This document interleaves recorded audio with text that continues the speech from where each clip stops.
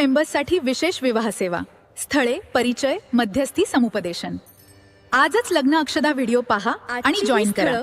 कदाचित तुमच्यासाठी असू शकतात, त्यासाठी मात्र व्हिडिओ शेवटपर्यंत पाहावा लागेल. मित्रांनो, सर्वांना जय जिजाऊ. लग्न जुळत नाहीत हे गंभीर वास्तव आता सर्व समाजासमोर आलेलं आहे आणि त्यावर नव्यानं चर्चा करण्याची गरज नाही. मात्र या माध्यमातून हमखास लग्न जुळण्याच्या काही टिप्सवर आपण या ठिकाणी चर्चा करणार आहोत. तेव्हा हा जो व्हिडिओ आहे किंवा ही 2-4 व्हिडिओची जी काही कार्यपद्धतीची मालिका आहे तर ती तुम्हाला संपूर्ण पाहणं आवश्यक आहे.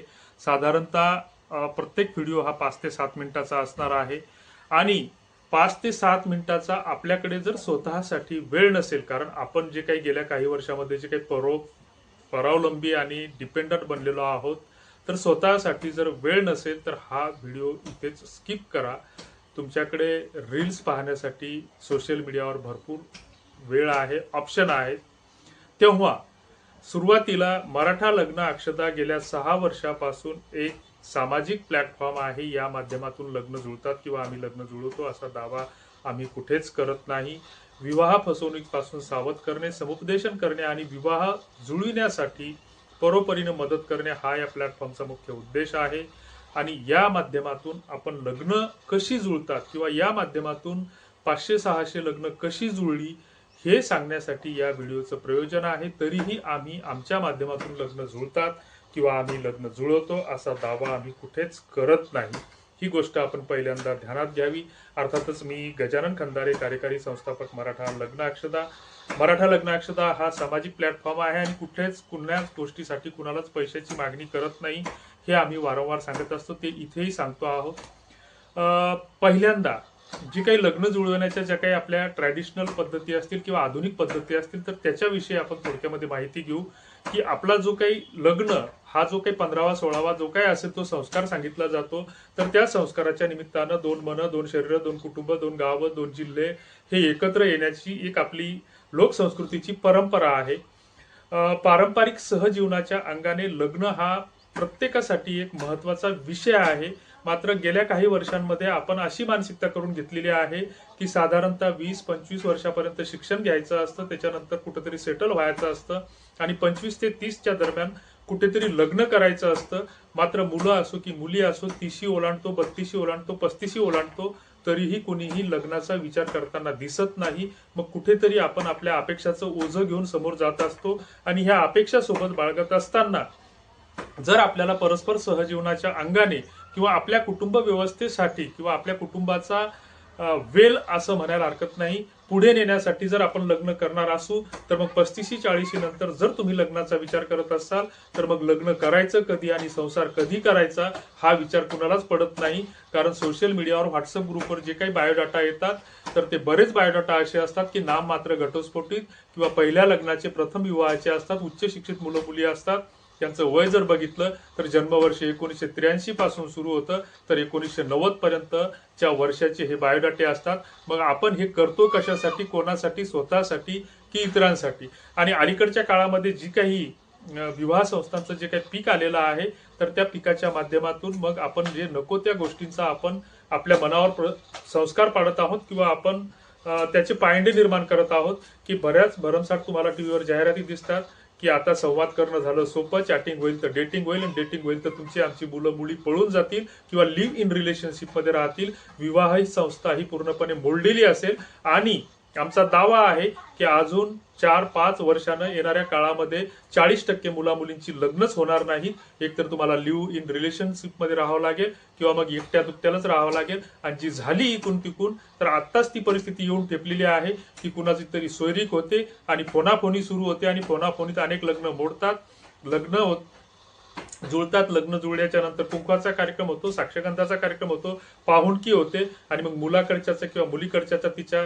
जुन्या मित्राचा किंवा जुन्या मैत्रिणीचा फोन येतो आणि किंवा एखादी जुनी भानगड चव्हाट्यावर येते आणि मग त्याच्यातून लग्न मोडल्याच्या अनेक घटना समोर आलेल्या आहेत. किंवा लग्न जुळल्याच्या नंतर 2 महिने, 3 महिने, 4 महिने नव्या नवल्याचा संसार होतो आणि नवीन भानगड समोर येते. त्याच्यातूनही बऱ्याच भानगडी समोर आलेल्या आहेत. 2023ची जर आकडेवारी बघितली तर कुटुंब न्यायालयामध्ये जवळपास 4,68,000 खटले हे प्रलंबित होते घटस्फोटासाठी तीच आकडेवारी 2024 मध्ये 8 लाखापर्यंत गेली. आता सध्या 11-11.5 लाख खटले हे विभक्त होण्यासाठी किंवा घटस्फोटासाठी प्रलंबित आहेत किंवा नवरा बायकोच्या भानगडी ह्या प्रलंबित आहेत. ही वस्तुस्थिती गंभीर आहे. ही आकडेवारी तुम्हाला सहज जे काही ई कोडची वेबसाईट आहे त्याच्यावर तुम्हाला मिळून जाईल. हा आम्ही काही मंच किंवा पदरचं सांगत नाही. तर ह्या वास्तवाला, या गांभीर्याला आपण कुठेतरी समजून घेतलं पाहिजे आणि त्या दृष्टीने आपण विचार केला पाहिजे. मग आता आपण पारंपरिक जो दुवा होता, आपला मध्यस्थ जो होता किंवा ज्याला आपण मधात्री म्हणायचो, जो सोयीर संबंधामध्ये दोन्हीकडच्या बाजूला बोलायचा आणि आपलं लग्न जुळवायचा, तर तो कुठेतरी आपण बाजूला फेकून दिला. त्याच्या जागी आपण राजकारणाचे सत्कार लग्नामध्ये करत बसलो. तो जेवला का खावला का त्याला विचारलं नाही. जर मुलगा दारू प्यायला शिकला किंवा मुलगी जर भानगडं करायला शिकली तर आपण त्या मध्यस्थावर खापर फोडत गेलो. त्याच्यामुळे आता कोणी कोणाच्या सोयरीकीच्या भानगडीत पडत नाही. ही एक वस्तुस्थिती आहे, ती आपण समजून घेतली पाहिजे. मग दुसरीकडे कुठेतरी 5-6 वर्षाच्या आधी बातम्या आल्या पेपरमध्ये की व्हॉट्सअपच्या माध्यमातून किंवा सोशल मीडियाच्या माध्यमातून 7 समुद्रापार जुळलेल्या लग्नाच्या 7 जन्माच्या गाठी. मग 7 जन्माच्या असतात का त्या 7 दिवसाच्या असतात, याच्यावरही विचार करण्याची आता वेळ तुमच्या आमच्यावर आलेली आहे. आणि मग अशा स्थितीमध्ये एक ट्रस्टेड प्लॅटफॉर्म म्हणून आपण विचार मांडला होता की व्हॉट्सअपच्या माध्यमातून खरंच लग्न जुळतात का, किंवा खरंच व्हॉट्सअपचं माध्यम तुमचे आमचे लग्न जुळवण्यासाठी उपयोगाचं ठरतं का. तर आमचं उत्तर होय हे असेल. कारण सध्या तरी विश्वासपात्र एक प्लॅटफॉर्म म्हणून एक व्हॉट्सअपचा प्लॅटफॉर्म आहे. मात्र त्याचा बाजार किंवा त्याची निश्चित गर्दी होता कामा नये. तर ते एका नियमाच्या किंवा संहितेच्या चौकटीत तो प्लॅटफॉर्म चालला पाहिजे. त्याच्यातून हमखास लग्न जुळतात हा आमचा दावा आहे. दुसरं एक, अलीकडे विवाह संस्थांचं मोठ्या प्रमाणामध्ये पीक आलेलं आहे. मात्र आमचा दावा आहे की 90% विवाह संस्था ज्या काही ऑनलाईन पद्धतीने पैसे घेऊन कामं करतात तर त्या माध्यमातून लग्न जुळत नाहीत. मात्र बरीच अशी विवाह मंडळं आहेत की जे सामाजिक विवाह मंडळ असतील, मग मराठा विवाह मंडळ, तेली विवाह मंडळ, नाभिक विवाह मंडळ, ही जी मंडळं असतील तर ती आपल्या समाजासाठी काम करतात, अतिशय चांगल्या पद्धतीनं काम करतात. तिसरी एक गोष्ट म्हणजे वधूवर परिचय मेळावे जे आहेत तर त्या माध्यमातूनही लग्न जुळण्याचं एक चांगलं प्रमाण आहे. आणि सगळ्यात महत्वाची गोष्ट की गरीब घरच्या मुली, कमी शिकलेल्या मुली, मुलीला वडील नाहीत, अनाथ आश्रमातील मुली, हे फॅड डोक्यातून काढून टाका. ही फक्त फसवणुकीची केंद्र आहेत. आणि दुसऱ्या व्हिडिओमध्ये आपण या माध्यमातून टप्प्याटप्प्यानं आपणच आपली लग्न कशी जुळवणार आणि तीही फुकटामध्ये कशी ही त्याची पद्धत आहे ते आपण जाणून घेणार आहोत. तर तेव्हा याची आम्ही प्लेलिस्ट तयार केलेली आहे. लग्न जुळवण्याची सोपी पद्धत किंवा मराठा लग्न अक्षताची कार्यपद्धती, दुसरा व्हिडिओची लिंक आम्ही खाली डिस्क्रिप्शन बॉक्समध्ये दिलेली आहे. हे जे काही 4-5 व्हिडिओ असतील तर ते पूर्णपणे पहा. अर्ध्या तासाचा वेळ स्वतःसाठी काढा. त्या माध्यमातून आपल्या सर्वांच्या माध्यमातून आपणच आपले लग्न जुळवू. कुणालाही पैसे देऊ नका. जर कुणी तुमच्यासाठी काम करत असेल, तुमच्या ओळखीची एखादी विवाह संस्था असेल, त्या बायोडाटाच्या बदल्यात किंवा तुमची बोलणी करण्याच्या बदल्यात तुमच्याकडून 100, 500, 200, 1000 रुपये मोबदला घेत असेल तर त्याला फसवणूक म्हणता येणार नाही. मात्र 500 टाका, 200 टाका, तुम्हाला अनाथ आश्रमातील मुली दाखवतो किंवा 100 बायोडाटा देतो असं जर कोणी सांगत असेल तर ती फसवणूक असते. कुठल्याच दलालाच्या नादाला लागू नका. तुर्तास धन्यवाद. जय जिजाऊ.